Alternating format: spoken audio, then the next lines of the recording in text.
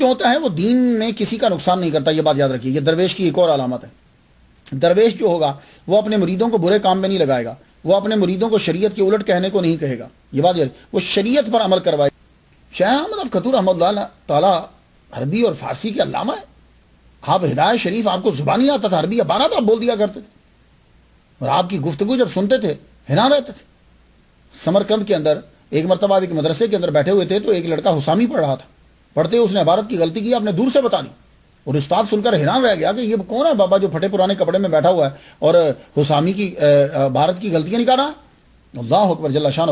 تو آپ کی خانقاہ جو ہے یہ روحانی، سماجی، سیاسی طاقتوں کا مرکز تھا. لوگ کھانا کھاتے تھے، علم کی پیاس بجھاتے تھے، بادشاہ سر جھکاتے تھے. تو پھر ایک دفعہ آپ نے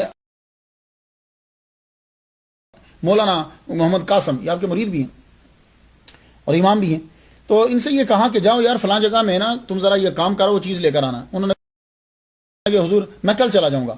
اب یہ کہنے کی وجہ جو ہے وہ کوئی ان کا ذاتی کام نہیں تھا. اصل میں ان کے مائنڈ میں یہ آیا کہ میں پورا رمضان قرآن سنتا آیا ہوں، آج سبح اسم ربک الاعلی سے لے کر سورۃ الناس تک ہے، تو میں آج اگر رک جاتا ہوں صبح چلا جاؤں گا تو قرآن میرا مکمل ہو جائے گا. آپ نے پھر سختی سے فرمایا ہم آپ سے کہہ رہے ہیں کہ آپ جائیے. وہاں جب گئے تو چیز آپ نے لی تو تراویح کا ٹائم ہو گیا، یعنی عشاء کی نماز آپ نے جب پڑھی تو امام تراویح جو ہیں جب وہ تراویح پڑھانے لگے تو انہوں نے شروع ہی وہیں سے کیا سبح اسم ربک الاعلی سے. اللہ اکبر جل شانہ. صبح جب واپس آئے تو آ کر شیخ احمد افخر رحمہ اللہ سے معذرت کر رہے ہیں، حضور مجھے معاف کر دیجیے. آپ نے پھر ایک بڑا زبردست تاریخی جملہ کہا اور پالیسی میکر جملہ کہا. آپ نے فرمایا سنو، درویش جو ہوتا ہے وہ کسی کے دین میں نقصان نہیں کرتا. تو یہ بات یاد رکھیے گا کہ آپ جب بھی کبھی ولیوں، پیروں، فقیروں سے ملو تو یہ بات یاد رکھنا وہ عاشق مصطفیٰ وہ دین میں نقصان نہ کر رہا ہو. تو درویش جو ہوتا ہے وہ دین میں نقصان نہیں کرتا.